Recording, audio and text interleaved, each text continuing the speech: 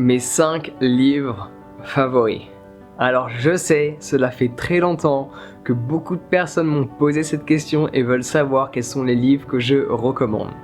Je sais que tu as patienté durant un bon petit moment, donc on va aller droit au point et je vais te les exprimer sans trop te les décrire dès à présent. Parce que tu as attendu quand même de longs mois. Genre, la première fois qu'une personne m'a posé cette question, c'était il y a peut-être plus d'1 an. C'est juste que je suis dans un flow de création où je réfléchis pas à ce que je vais exprimer. Du coup, pour faire une vidéo sur les 5 livres qui m'ont inspiré, les 5 films qui m'ont inspiré, je dois réfléchir un petit peu et voir comment je peux éventuellement structurer la chose, même si dans la réalité, je laisse le flow s'exprimer. J'ai juste des idées. Donc, premier livre que je te recommande fortement, et c'est pas uniquement un livre de cet auteur, c'est tous les livres de cet auteur.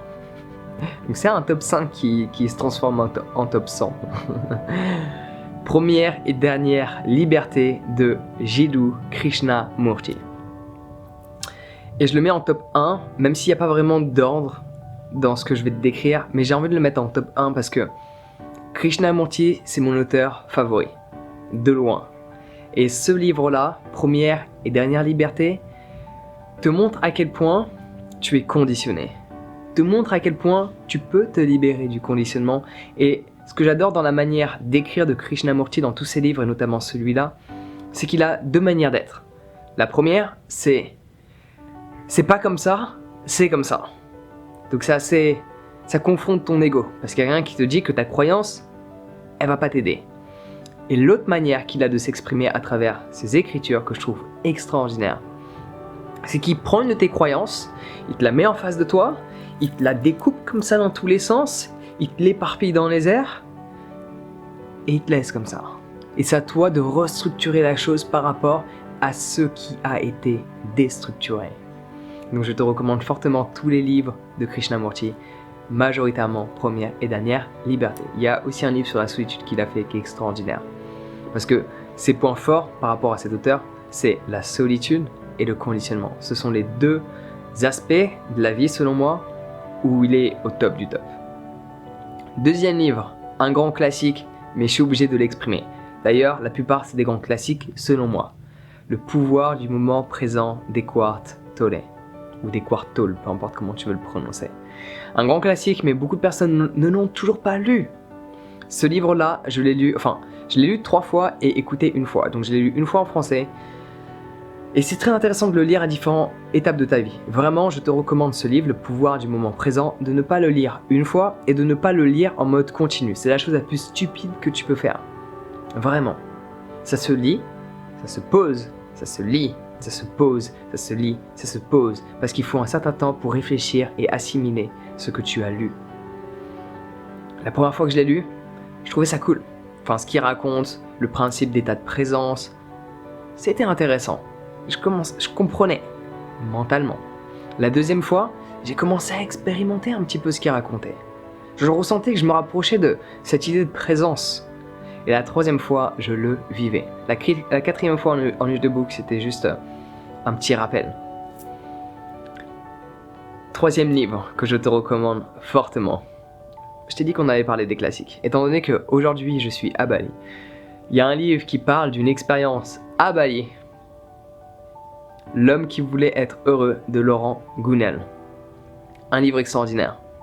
Un livre extraordinaire. Surtout quand tu es déjà allé à Bali. Ce livre t'apprend énormément sur l'acceptation de quelque chose que tu ne voulais pas que cette chose se manifeste ou arrive. Il y a quelque chose qui t'a dérangé, ça va t'aider à l'accepter. Un livre très intéressant que je te recommande fortement. Je ne peux pas t'en dire plus, c'est une histoire, ça se lit très facilement, très rapidement. Juste profites-en. 4e livre, assez gros livre, mais qui t'apprend beaucoup de choses et qui change la perception que tu as des événements, des situations dans ton quotidien.